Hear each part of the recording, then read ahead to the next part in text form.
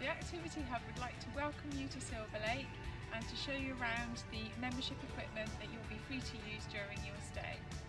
Equipment stores are along the side of the painted hangar here. We have equipment stores 1, 2 and 3, all which contain bicycles. All of the stores are locked with a combination padlock. You will receive the combination in any emails that you are sent by the rental agent. Come on in and we'll show you the bikes. Equipment store 1.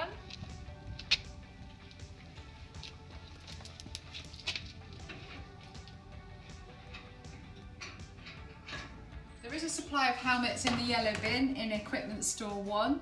We do just ask that you return them when you come back from your bike ride. The same applies to the bikes. There's plenty of bikes to go around if people don't keep them at their properties when they're not in use. So that's appreciated, thank you. Equipment store 2.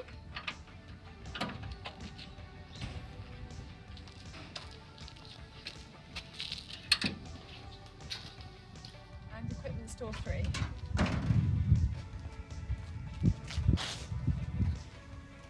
That's the bike stores. Now let's go across to the paddle store.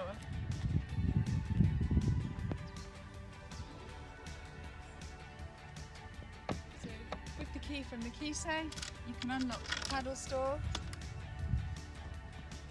Inside, you will see life jackets, paddles. There's a few smaller bikes in here as well. So here we are waterside at the boat rack. This is on Beaumont Lake. Just to show you what's available to you, we have open Canadian canoes which will seat 2 to 3 adults or 2 adults and 2 smaller children. We have a selection of paddle boards here, some sit on top kayaks, single and double, and also in the distance here we have our mega sup which will take at least 4 people. So now we come to the really important part of the video where we talk about safety. First and foremost, I need to point out that you're not lifeguarded here at Silverlake. You are responsible for your own safety, and adults are responsible for any under 16s. We do expect you to be out on the water with any children. They should never be out in a boat on their own. You need to be out there to actually be able to help them if they get into difficulties. The other imperative rule we have here, bear in mind you're not lifeguarded, is that you wear a correctly fitted buoyancy aid at all times when you're out on the water. We have one size fits all adult life jackets. I'll just demonstrate how it needs to be fitted for you. So once it's zipped up, you have straps at the sides here. These need to be pulled in really tight. People always forget these as well. There's 2 each side. And then the final thing you can do is just tension in the shoulders. The idea is that it hugs your body really tightly and doesn't move. If you fall in the water, the last thing you want is the life jacket to be riding up under your chin and over your head. It won't help you very much if it's too loose. So this is a correctly fitted buoyancy aid.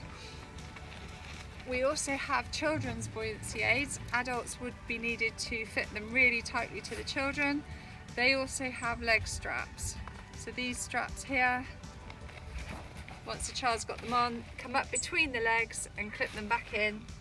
That just then stops them from disappearing out the bottom should you grab them by the buoyancy aid. Quick note about the habitat. You'll notice the reeds around the edge of the lake. This is where the wildlife live. You'll also notice that there's properties on the edge of the lake, which is where the owners live. And we do ask that you respect both of these things with regards to not getting too close, not scaring the wildlife, and not making too much noise for owners at either end of the day. Finish paddling out on the lake, we do ask you to return the kayaks, canoes or paddleboards back to the rack. Thread the wire through a handhold, make sure they're all locked up with the combination lock. We ask you to do this to keep other people safe. Imagine if a child should take a paddleboard out without a life jacket and get into difficulties on the lake. It would then come back to the responsibility of the last person to have used the boat and not locked it up, and none of us want that to happen. On the same note, please return the paddles and the buoyancy aids back to the paddle store and lock those away, again for safety reasons. We wouldn't like anybody to take out a boat without instruction. So to summarise, it's imperative that anyone under 16 has an adult out on the water to supervise them at all times. Remember, we said you're not lifeguarded. Everybody must wear a correctly fitted buoyancy aid at all times, and the boats and craft must be returned to the wreck and locked away for safety reasons. Failure to do so could risk somebody's life and may also incur cost. That's the main equipment stores.